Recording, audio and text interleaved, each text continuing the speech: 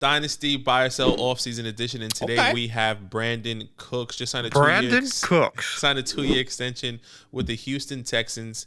Look, finished wide receiver 20. He was a somewhat a reliable guy if you had him on your teams. 134 targets this past year, over 1,000 yards, 6 touchdowns. This is a very interesting player because of the age, because of the contract extension. Zach, are you buying or selling Brandin Cooks? So I'm really on the edge here, right?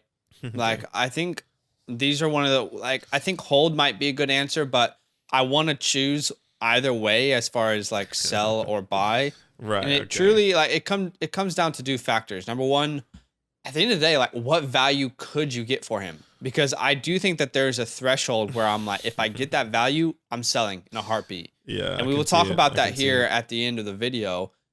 And then the other question is, are you a win now team? Because maybe it's hold, but again, if I have to choose one side, I'm ultimately going to be doing a sell on Brandin Cooks. Okay. Ultimately, I think it's a good time.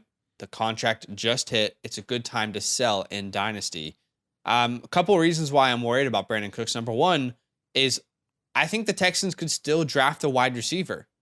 I would argue that the Texans probably should draft a wide receiver. They have 2 selections in the first 13 picks of this year's draft after the trade, the Deshaun Watson trade, for all those picks that they got back. They also have three picks in the first 37. Okay, and we're looking at a depth chart right now that has Brandin Cooks, Nico Collins, Philip Dorsett, Chris Moore, Chris Conley. And to me, at the end of the day, if you're truly trying to see what we have from Davis Mills, who, by the way, in 2021, almost 67% of his passes were completed, 16 touchdowns, 10 interceptions. So at the end of the day, if we really, really, really do want to see what we have in Davis Mills this season, because you could be a bad team again next year, and you need to know, is it time to draft a quarterback, or is Davis really that dude that we can build around? Yeah, exactly. And if you really want to know, then they should do 2 things with those first 3 picks, and then they should go best player available with the other ones. O-line and wide receiver. And best player available maybe with their first pick. They go, maybe with their first pick, they go edge, cornerback, whatever that might look like. So for me, at the end of the day, I think that it's a very realistic possibility that they do draft wide receiver, if not first round, potentially second round. This is a wide receiver class, by the way, where there's going to be really good wide receivers in the second round available. Yeah. We've talked about this. Like, very good wide receivers that should be first round talents. And last year, he had 134 targets, which was 12th in the NFL. And at the end of the day, if another target comes in there to compete, then he's not going to, his upside will be limited. I still think that he will have top 25 upside, but the top 12 years, that sort of upside will probably won't be there. So if you combine the fact that he's going to be 29 this year and he could get less targets, because it makes sense to me for them to add someone, then I think that would lead us to selling if the price is truly right. Again, we'll talk about that in a second. However, like I said, if I'm a win now team, then I might consider holding. I mean, you look at his career wide receiver finishes, wide receiver 24, 13, 10, 15, 13, 62, 17, 20. There's a lot, but basically 1 wide receiver 1 finish and 6 wide receiver 2 finishes. I mean, Brandin Cooks, outside of that 1 year where he had a concussion, like that concussion issue, he's been pretty consistent. Now he's on the books for 3 years. So for me, everything really comes down to price. And I'll define what that price is for me in a second. But Badake, where do you sit on this before we talk about value? Yeah, and maybe we should just go straight into that, because I'm actually on the fence as well, and I have it here. You can go both ways, wherever you find the value, because you can either sell now, if you are a win, if you're trying, you can sell to a win now team, or you can hold just to have some wide receiver depth on your team. If you're a futuristic team, or you're kind of in between, just really where you want to go. But for me, because of the age, because of the situation, and with everything Zach's saying, because I mean, you kind of hit the nail on the head. I believe they are going to draft the wide receivers. So I am selling. If I had to pick one, I am selling.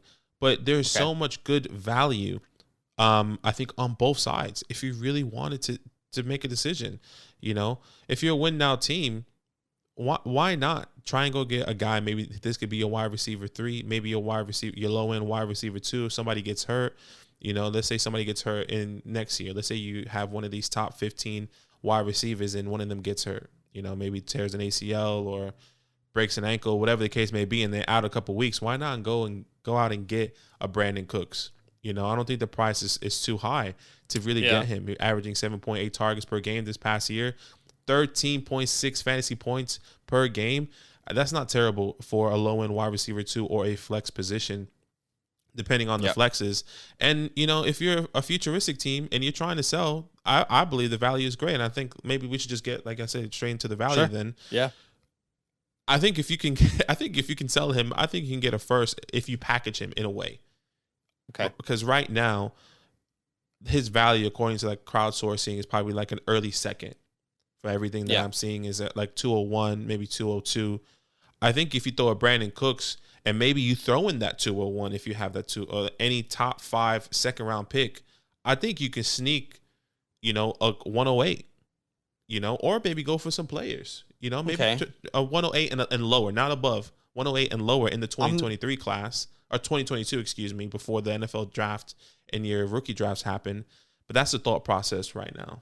Okay. Well, I'll say firstly, in this class, I would rather trade back, because there is so much depth. So if I'm only getting the 108 in return, I'm not sure I would pull that trigger. I might just hold Cooks and keep the 201. But I'll say this. Okay, yeah, because I wanted to counter, but continue. Okay, so I'll say this. For me, I'm looking at an early second round. So if that's the 201, the 202, if I can get a first, of course, like that's fantastic. That's obviously ideal. But for me, if I'm doing a straight trade for draft capital, it's an early second. And in my eyes, I could be seeing Sky Moore there, Jahan Dotson, Christian Watson. That could be a quarterback in a super flex league that I can take a shot on, a Ritter, a Pickett, whoever falls there, Hal, Corral. So for me, if I'm a futuristic team, he really doesn't fit my timeline necessarily. So I would, while guys like Sky Moore, Jahan Dotson, Christian Watson, these guys, they might not be as secure as Brandin Cooks is, but let's be honest, when Brandin Cooks came into the league, he was being drafted in these rookies a long time ago, but I mean, he would have been around the same area as these guys. So you're kind of taking a shot on someone who has a similar chance to be successful in the league. They just haven't shown it yet. Okay. So, and if you hold on to him, and if you're saying I only want a first, I'm not saying that you're saying that. If anyone out there is like, look, I'm only going to hold on to him unless I get a first, then you might be missing out on a pretty deep wide receiver class here that you could replace him with. So for me, 201, 202, if I can get a first, of course I would take that, but that feels comfortable. And honestly, there's a couple wide receivers that I would be willing to flip Brandin Cooks for.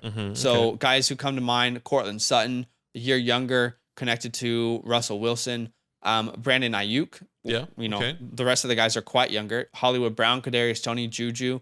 You might have to add a second in, the Hollywood Brown move, but, looking at Brandin Cooks' trade value right now across crowdsourcing, he's pretty volatile. So I think some of those moves you could potentially get done, and I think it could help even a win now team if you have Cooks and you're able to move him for Sutton and a piece. I think that could be a really good move. So I just am not convinced that this will be the final wide receiver room. And even if, let's say, the Texans struggle mid-year, he could get traded somewhere else, and it might be more value, but like it might be a better offense, but there might be less target share. So yeah, it's definitely very interesting. The only reason why I am worried about getting an early second, and it's not, and maybe this is just like my gut feeling or how we mocked this past time, because we do rookie mock drafts all the time, and we did our first rookie mock draft with landing spots. We did it based off one of these ESPN guys or NFL Network, and you kind of saw the value of these wide receivers, of the value of the mock draft, because we do a 4-round mock drafts, and it was kind of falling. Don't get me wrong, like there were still good values. You got Sky Moore in the second, George Pickens, but I think those guys are gonna tend to go early, and I think this would be more of a wide receiver first round heavy, which it already is.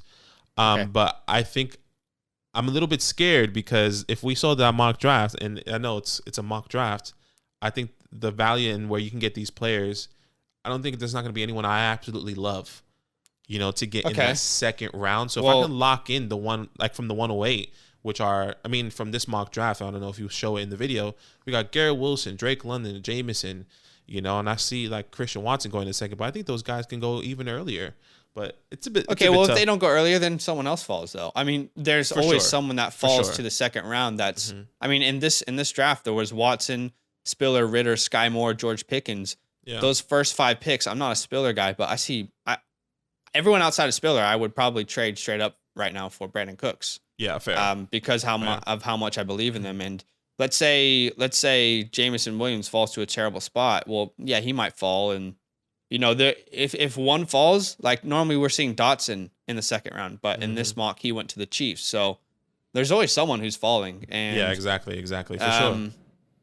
But yeah, I definitely get where you're coming from. You just never know what can happen. You never know what you're going to get for sure. Exactly. There's more security in Brandin Cooks right now, but at the same time, if your team is wanting to compete in 3 years, it doesn't make sense to hold on to him. It doesn't make sense to not take that shot. And I think that's a question that we all have to ask. And for me, I am in mostly futuristic builds right now. Like I'm in a stage of Dynasty where same right with you. I think one of my Dynasty teams that I have is win now. And I would be looking to sell him. So okay, agreed. So it depends. Whatever your price is, let us know in the comments below, because I think that's what it's going to come down to. And let's talk about where we would draft him in startups, because while I'm saying I would sell him right now for max value, I think he's still a value in startups right now. 100%. He's going in like the 10th, 11th round. So for me, 9th round, anywhere in the 9th round, I'm comfortable. But what about you? Absolutely, I'm right there with you. 9th round, early 10th. That's the sweet spot for Brandin Cooks. Yeah, great value there. We're speaking from a 12-man perspective. So. Correct. All right, let us know in the comments below what you're thinking about Brandin Cooks, the chef. Yo, what's good? Thanks for watching. We got a lot more videos. A lot more. If you want more videos, watch it. You can also subscribe right now if you want to. You need to. And lastly, don't forget that you can sign up to support the show and get exclusive content by going to patreon.com/FantasyLandFam.